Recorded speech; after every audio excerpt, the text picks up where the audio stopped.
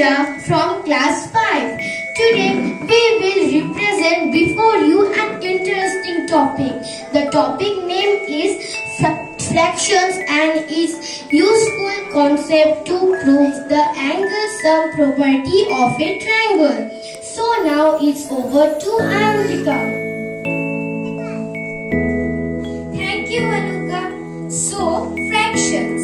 Fractions are very important in real life situation when accurate measurements are required. Fraction is used to represent equal part of a whole body. If a watermelon is divided into 3 equal parts, then each part will be the 1/3 of a whole watermelon. Now it's over to Shrestha. So, fraction. A fraction is denoted into 2 parts. The upper part is called numerator and the lower part is called denominator. We can represent the fraction into circle and rectangle as shown in the figure. Now it's over to Adrija. If we want to represent 1/3, we will have to divide the whole into 3 equal parts and we will have to shade 1 part of the whole. Now it's over to Vanishika. If we want to represent 1/8, we will have to divide the whole part into 8 equal parts and we will have to shade 1 part of the whole. Now it's over to Motushi. If we want to represent 2/7, we will have to divide the whole into 7 equal parts and we will have to shade 2 parts of the whole. Now it's over to Anu. If we want to represent 3/8, we have to divide the whole into 8 equal parts and then we will have to shade 3 parts from the whole like as shown. Here one rectangle is there which is divided into 8 equal parts and shaded 3 parts. And on the upper side, on circle is there which is also divided into 8 equal parts and shaded 3 parts. These 2 shapes shows us the fraction of 3/8. So now it's over to Motushi. We will use the concept of fraction to prove the angle sum property of a triangle. So let's start. We know that it is a circle. The measurement of the complete angle of this circle is 360 degree. If the angle starts rotate 0 degree and complete the whole circle, its measurement will be 360 degree. If the angle starts rotate half of the circle, it will be half of 360 degree, that is 180 degree. Now we will discuss a very important property of a triangle, which is angle sum property of a triangle. We will use the concept of fraction to prove the angle sum property of a triangle. We will use different types of triangles to prove it. So let's start. Our first triangle is scalene triangle. A, B and C are the 3 angles of this scalene triangle. Now we will take out the angles to measure their sum. After taking out, we will paste them into the circle. After pasting, we have seen that the angle have taken half part of the circle. The half part of the circle means half of 360 degree, that is 180 degree. So the sum of these 3 angles of scalene triangle is 180 degree. Now it's over to Vanishika. This is isosceles triangle. A, B and C are 3 angles of this isosceles triangle. We will take out these 3 angles of the triangle and paste this together on the center of circle. We have seen these 3 angles have taken half part of the circle. Half part of the circle means half of 360 degree. So that is 180 degree. So the sum of the 3 angles isosceles triangle is 180 degree. Thank you, Adrija. Now we will find the sum of these three angles of the right angle triangle.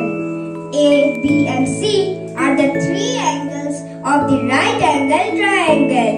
Now we will try to take out these angles.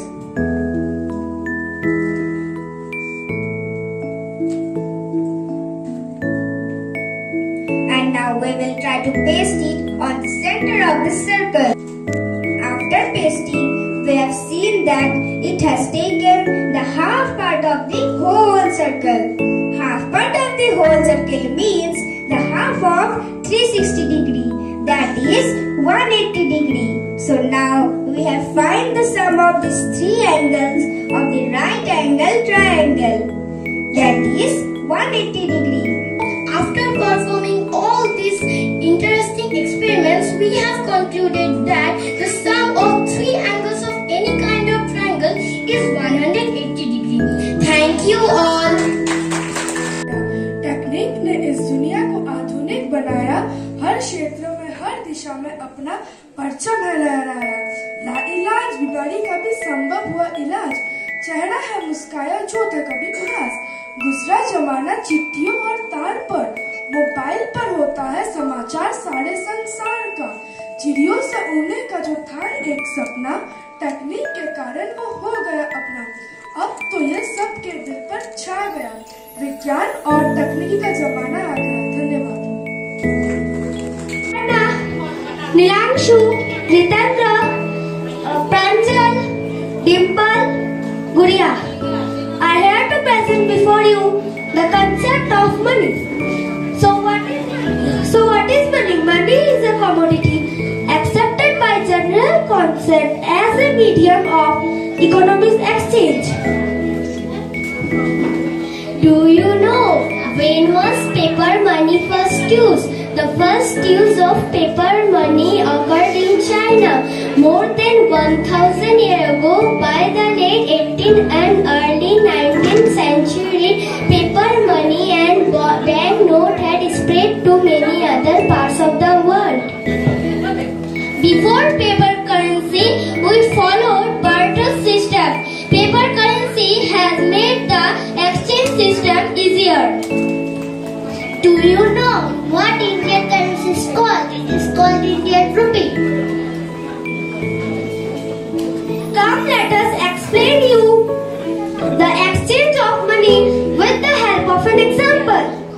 I am father. I am mother.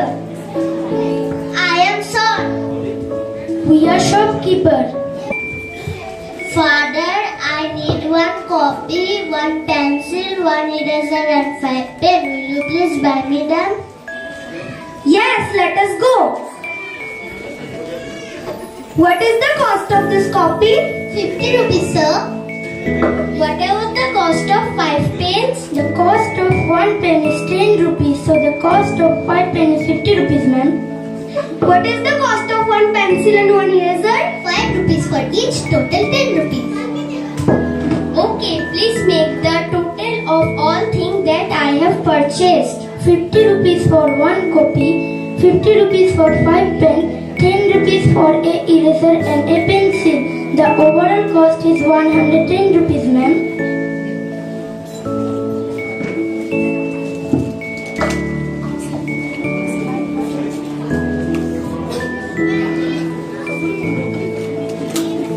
I am paying you 150 rupees. Please return the changes. Sir, your total was 110. You paid me 150, so I am returning you 40 rupees.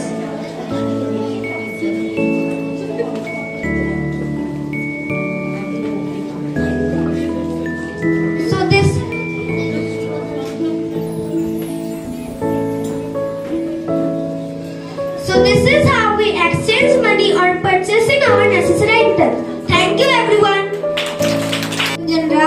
On behalf of my team, I wish all of you a very, very warm and beautiful good morning. Now with the student of class 4 standing before you to present a small presentation about adverb and adjective.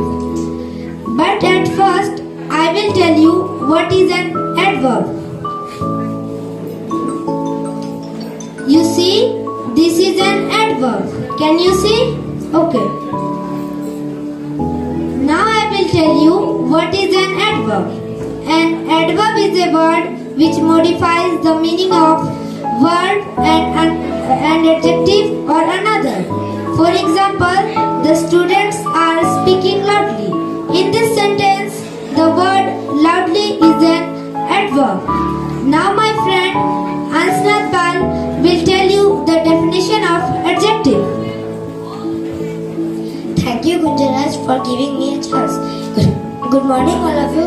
As my friend Gunjan told you what is an adverb, now I will tell you what is an adjective. See, this is an adjective. Can you see? Okay, now I will tell you what is an adjective. An adjective is a word which modifies a noun or pronoun by adding something. For example, Priya is a beautiful girl. In this sentence, the word beautiful is an adjective. Thank you all. Now I would like to request my friend Subhangam to tell you the different types of adverbs. Good morning all of you.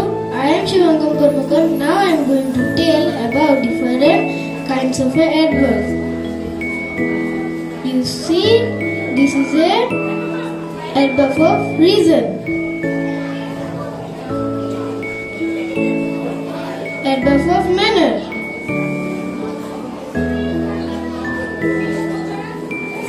Adverb of time.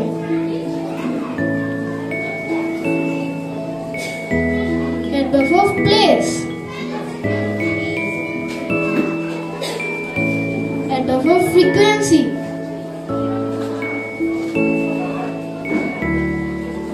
Adverb of degree. These are the different types of adverb. Thank you. Now I would like to request my friend Asmi to tell you how to convert adverb into adjective. Thank you, Gunjan. Good morning, all of you. I am Ashmi Dev of Class 4. As you know, my friend Gunjan Raj and Anshnath Pal told you what is an adverb and what is an adjective. Now I am going to show you how can we convert an adverb into adjective. Only removing ly from the word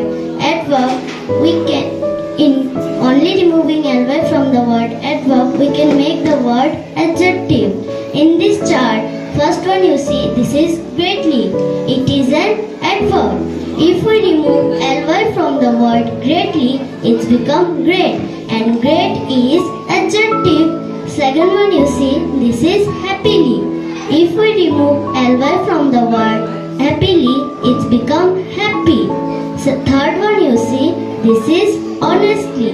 If we remove ly from the word honestly, it's become honest.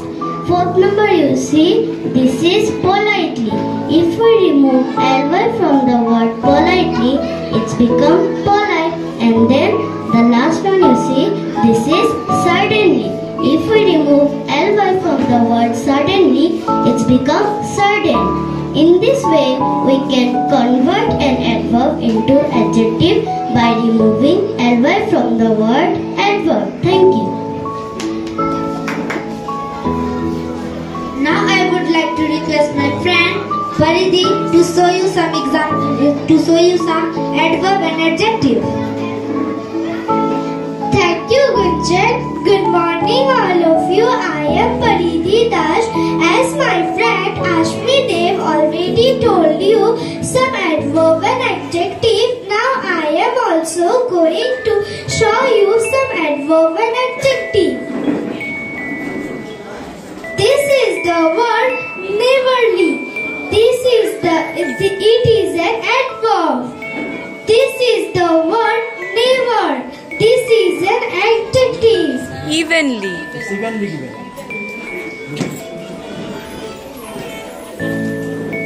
Okay, carry on. Continue. Next one.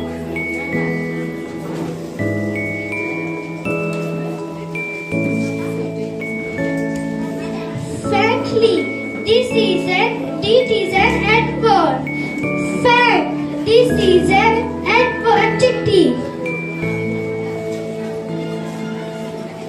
Cately. This is an adverb. Came. This is an adjective. Thank you.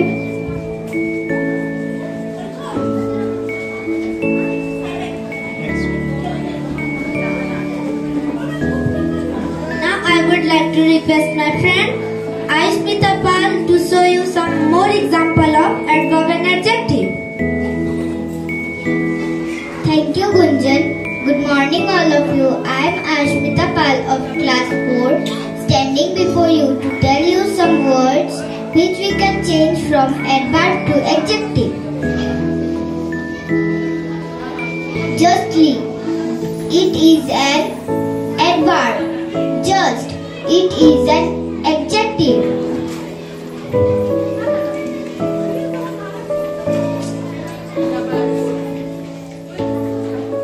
Fairly. It is an adverb. Fair. It is an adjective. Presence of mind is good. Quickly. It is an adverb. Quick. It is an adjective. Thank you. Now I will request my friend Abid Chakraborty. Good morning, all of you. I am Abid Chakraborty. Now we come to the end of the topic. Now I would like to tell you that today we have learned what is an adverb and what is an adjective, and how we can change adverb into adjective. Both adverb and adjective are very important for making a complete and meaningful sentence. Thank you, all of you. They found in 3 different states: solid,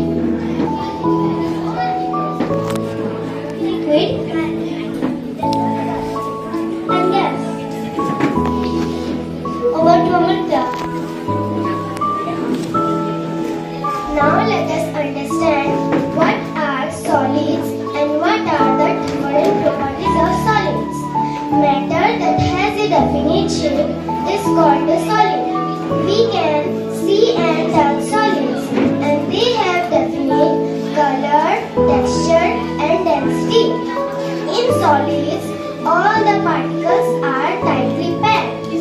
There is hardly any space for the particles to move. Let's consider them as the particles of solid. There is no space between them to move. Is there any space between them? No, there is no space between them. This is a solid. Can we change the shape of this box? No. Why? Because its particles are tightly packed. Over to Gunjan.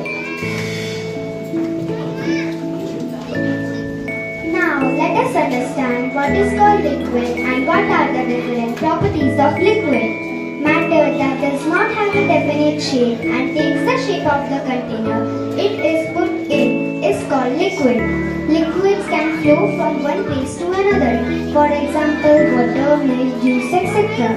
We can see the liquids are flowing from one place to another. In liquids, particles are loosely arranged and there is enough space between them.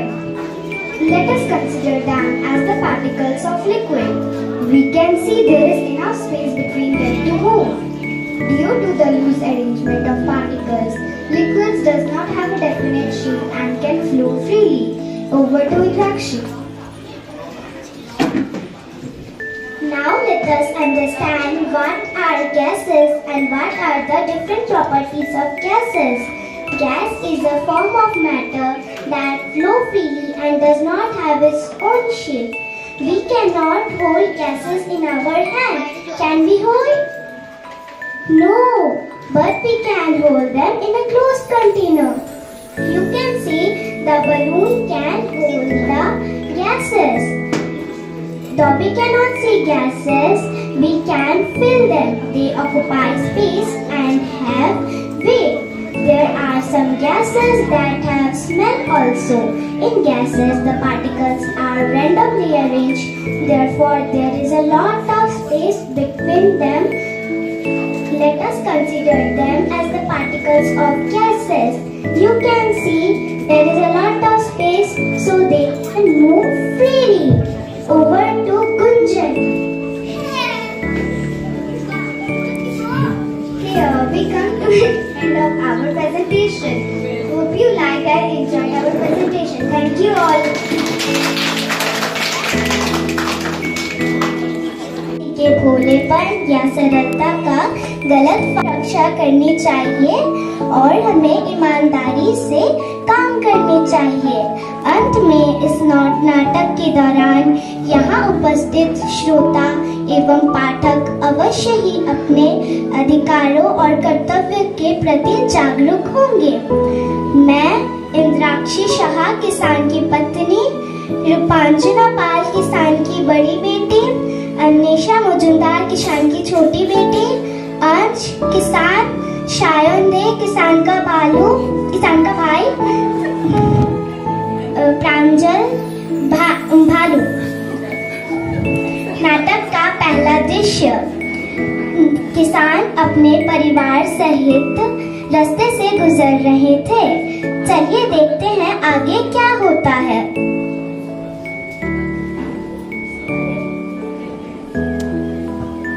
अरे बेटा, ये देखो कितनी बड़ी जमीन खाली पड़ी है। पिताजी, क्यों ना इस पर फसल उगाई जाए? हाँ पिताजी, बहन सही कह रही है। यह तो बहुत अच्छी बात होगी, फिर हमें कहीं भटकना भी नहीं पड़ेगा।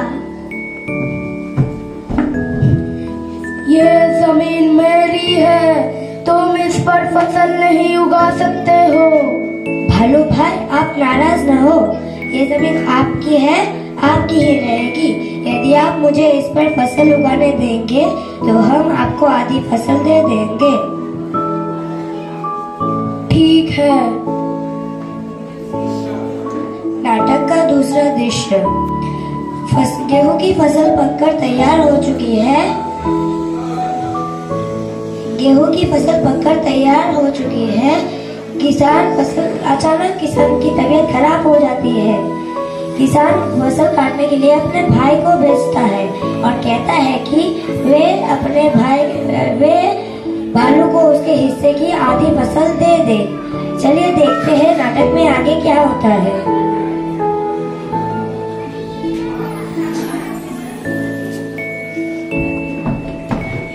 मुझे मेरी आधी फसल दे दो। भालू भाई, मैं फसल का ऊपरी हिस्सा ले लेता हूँ, तुम नीचे वाला ले लो। ठीक है। मैं फसल का ऊपरी हिस्सा ले लिया, तुम ये वाला ले लो, नीचे वाला। अगली बार मैं फसल के ऊपर का हिस्सा लूंगा और तुम नीचे वाला लोगे। ठीक है भालू। देखो बेटा, मैं भालू को उल्लू बना दिया। यदि मैं फसल का ऊपरी हिस्सा ले लिया और नीचे जो जड़ों वाला हिस्सा था वो उसे दे दिया। हा हा हा हा हा। हाँ चाचा, आप सही कह रहे हो। हा हा हा हा हा। नाटक का तीसरा दृश्य, खेत में आलू की फसल को किसान की पत्नी देखरेख करती। इतने में भालू का आवागमन होता और दोनों के बीच हुई वार्तालाप को देखते एवं सुनते हैं इस खंड में।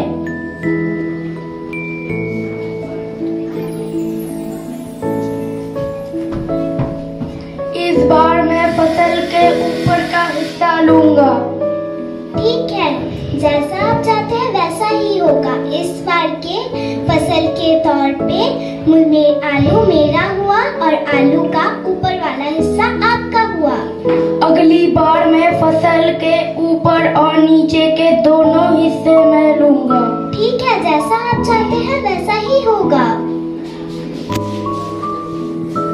नाटक का चौथा दृश्य, इस बार खेत में गन्ने की फसल लगाई जाती है जो पक चुकी है। इस बार किसान का भाई ना आकर खुद किसानी आता है। देखिए नाटक में आगे क्या होता है। किसान भालू के साथ क्या करता है जानेंगे प्रस्तुत खंड में। भालू भाई, आ जाओ, फसल पककर तैयार है। तुम्हें तो पता है ना, इस बार मैं फसल के ऊपर और नीचे के दोनों हिस्से मैं लूंगा। हाँ भालू भाई, मैं जानता हूँ, मेरे भाई और मेरे पत्नी ने आपके भोलेपन का फायदा उठाया है, लेकिन इस बार ऐसा नहीं होगा। मैं समझा नहीं। इस बार न ऊपर का, न नीचे का, न बीच का हिस्सा मिलेगा, बल्कि ईमानदारी से पूरी आधा हिस्सा मिलेगा। यह आपने क्या किया? भालू भाई ने तो सिर्फ ऊपर और निचला हिस्सा ही मांगा था। तुम दोनों ने भालू के भोलेपन का फायदा उठाया है। इस फसल पर जितना अधिकार हमारा है उतना ही इसका है। हमारा ये कर्तव्य बनता है कि हम भालू के उसके फसल के पूरा हिस्सा ईमानदारी से दें।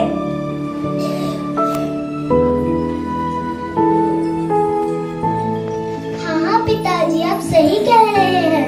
हमें भी विद्यालय में सिखाया गया है कि अपने काम को पूरी ईमानदारी से करना चाहिए। दूसरों के अधिकारों की रक्षा करना भी हमारा कर्तव्य है। कहानी की सीख, हमें किसी का भोलेपन या सरलता का गलत फायदा नहीं उठाना चाहिए। धन्यवाद। And today we are going to explain syllables. Syllables are the breaking parts of words that contain vowel sounds. To break a word into syllables, first we have to find the vowels. Now we are going to tell you about the two types of syllables. Open and closed syllables. Open syllables are the syllables that ends with vowels, and closed syllables are the syllables that ends with consonants. Now my friend Sanchita will tell you the examples of open and closed syllables. Thank you, Arya. Paper. In this word paper, the vowels are A and E. Between the vowel there is a consonant P. So we can break the word into two parts, and the second part of the word per ends with the consonant R. So it is called closed syllable. Now I am giving you another example.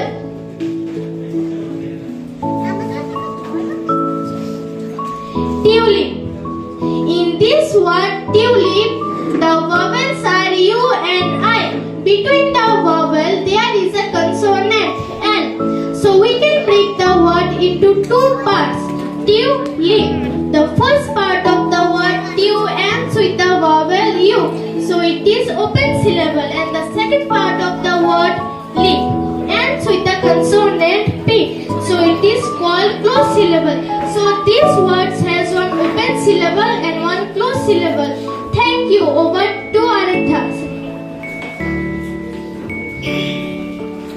Good afternoon everyone, respected principal sir, teachers, parents and my dear friends. My name is Aradhya Shri. I am the student of class 5. Today, me and my friend Tanya and Neha will tell you about sentence structure. So, a sentence can be made up of two or more parts. The different parts of a sentence are subject, verb, object, adverb and adjective.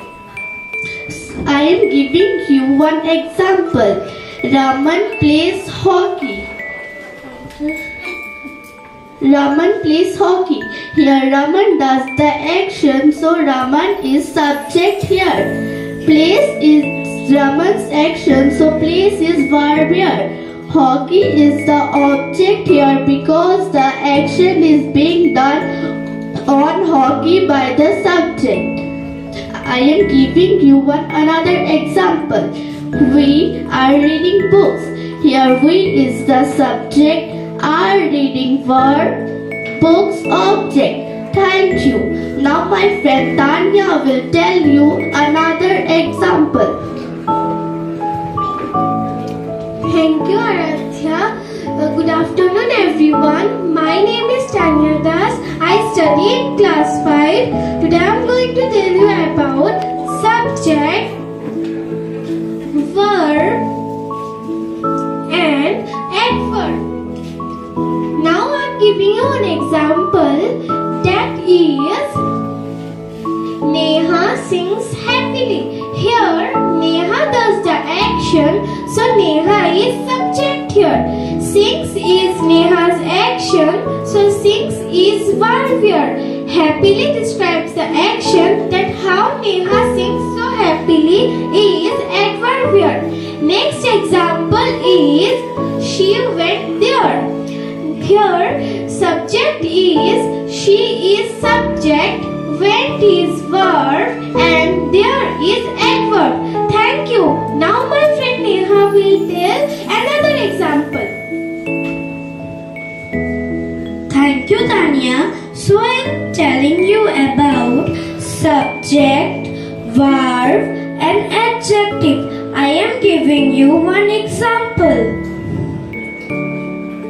Pratik is brave. Here Pratik is subject, as Pratik is the lower action of